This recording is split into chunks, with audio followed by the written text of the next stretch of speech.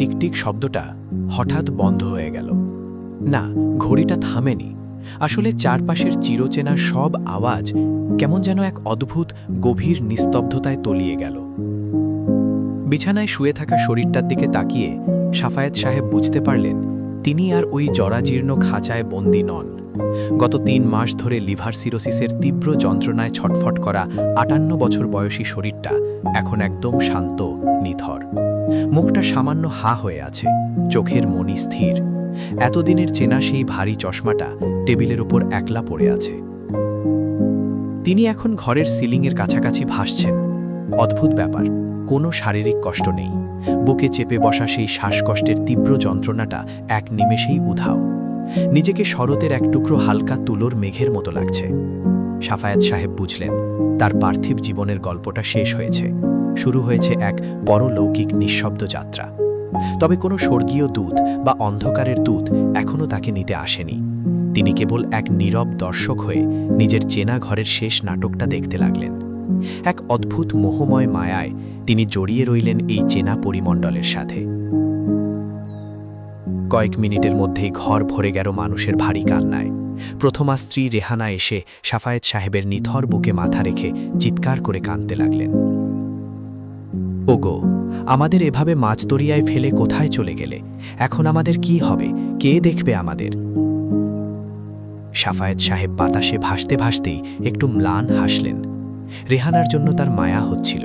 25 বছরের সংসার তাদের। কিন্তু ঠিক তখনই রেহানার এই বুক ফাটা কান্নার মাঝেই সুরের সূক্ষ্ম বদলটা তার আত্মিক চোখে ধরা পড়ল। রেহানা কাঁদছেন ঠিকই, কিন্তু তার চোখ দুটো কাঁদতে কাঁদতেও বারবার ঘরের কোণে রাখা মেহগানি কাঠের আলমারিটার দিকে চলে যাচ্ছে। ওই আলমারির গোপন লকারে সাফায়েত সাহেবের ডিপিএসের কাগজপত্র, সঞ্চয়পত্র আর ব্যাংকের চেক বইগুলো রাখা আছে।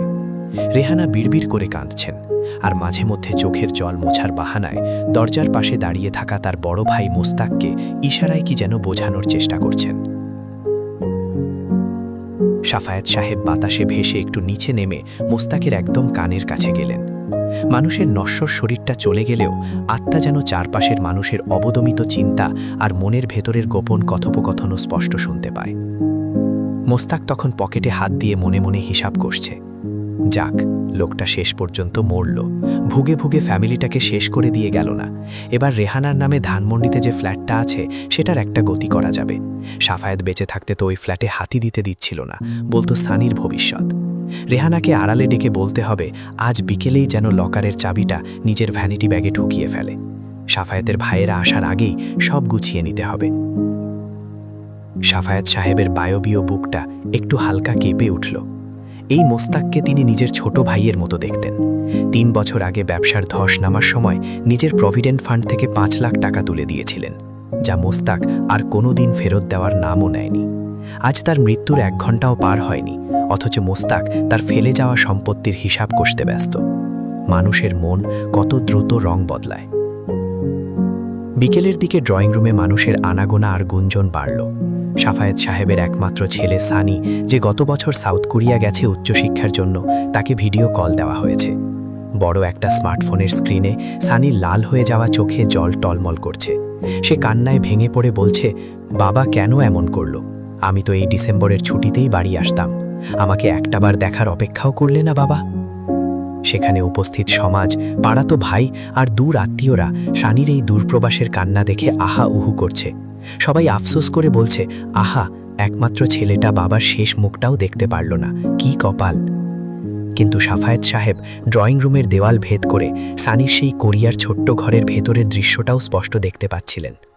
সানি ফোনে কাঁদছে এবং বাবার জন্য তার মনে কষ্টও আছে, কিন্তু একই সাথে সে তার ল্যাপটপের স্ক্রিনে একটা চ্যাট উইন্ডো মিনিমাইজ করে রাখল। সেখানে সে তার বান্ধবীর সাথে একটু আগেই মেসেজে লিখছিল, আমার বাবা মারা গেছেন, হয়তো আগামী কয়েক মাস আমি একটু ব্যস্ত থাকব। তবে ভালো দিক হলো এখন থেকে প্রতি মাসে খরচের টাকা চাওয়ার সময় আর কোনো জবাবদিহি করতে হবে না। জমানো টাকাগুলো এখন সরাসরি আমার অ্যাকাউন্টে আসবে।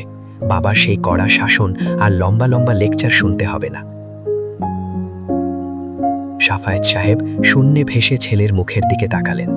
যে ছেলেকে তিনি কোনোদিন একটা রোদের আঁচ লাগতে দেননি, যার সামান্য জ্বরে সারা রাত মাথায় জলপট্টি দিয়েছিলেন, সেই ছেলে আজ বাবার মৃত্যুর মাঝেও এক ধরনের অদ্ভুত স্বাধীনতার ঘ্রাণ পাচ্ছে। শাসনমুক্ত জীবনের এই আনন্দ সানির অবচেতন মনকে এক মায়াবী স্বস্তি দিচ্ছে। ঠিক তখনই ড্রয়িং রুমের সোফায় এসে বসলেন সাফায়েত সাহেবের দুই আপন ভাই রফিক আর শফিক। তাদের মুখ অত্যন্ত গম্ভীর ও থমথমে, যেন পুরো পৃথিবীর শোক এসে তাদের কাঁধে ভর করেছে। পাঞ্জাবির হাতা দিয়ে তারা বারবার মুখ মুছছেন। কিন্তু শফিক সাহেব যখন রফিকের একদম গা ঘেঁষে বসলেন, তখন তাদের ফিসফিসানি সাফায়েত সাহেবের কান এড়াতে পারল না। শফিক সাহেব নিচু স্বরে বললেন, বড় ভাই, মেঝো ভাই তো চলেই গেল, কিন্তু গ্রামের বাড়ির পৈতৃক ভিটার যে সামনের অংশটা ও জোর করে নিজের নামে লিখিয়ে নিয়েছিল, সেটার কি হবে? সানি তো আর দেশে ফিরে জমি চাষ করতে আসবে না, ও ওখানেই সেটেল হয়ে যাবে। এখনই সুযোগ, রেহানা যখন নরম হয়ে আছে তখন একটা দলিলে সই করিয়ে নেওয়া দরকার। রফিক সাহেব চারপাশটা একবার দেখে নিয়ে গম্ভীর মুখে মাথা নাড়লেন। তোমার মাথা ভালো খেলেছে, তবে আগে দাফনটা শেষ হতে দাও। সমাজে মুখ দেখানো বলে একটা কথা আছে, লোকে যেন না বলে ভাইয়ের লাশের সামনে দাঁড়িয়ে আমরা জমির দালালি করছি। কাল সকালে ঠান্ডা মাথায় বসা যাবে। সাফায়েত সাহেব নিজের দুই ভাইয়ের দিকে তাকালেন। শৈশবে বাবা মারা যাওয়ার পর এই দুই ভাইকে তিনি নিজের উপার্জনের টাকা দিয়ে আগলে রেখেছিলেন। নিজের কত শখ আহ্লাদ বিসর্জন দিয়ে তাদের পড়াশোনা করিয়েছিলেন। আজ তার নিথর দেহের কয়েক গজ দূরে দাঁড়িয়ে তারা পৈতৃক ভিটার এক ফালি মাটির টুকরো নিয়ে কাড়াকাড়ি করার ছক আঁকছে। জীবনটা আসলেই এক অদ্ভুত মরীচিকা, যেখানে রক্তের টান ও স্বার্থের স্রোতে ভেসে যায়। বিকেলের দিকে শেষ আলো যখন ঘরের জানালায় এসে পড়ল, তখন সাফায়েত সাহেবের লাশ ড্রয়িং রুমের মাঝখানে বরফের বড় ব্লকের উপর শুইয়ে দেওয়া হলো। পাড়া প্রতিবেশী, মসজিদের ইমাম সাহেব এবং তার অফিসের পুরনো সহকর্মীরা একে একে আসতে শুরু করেছেন।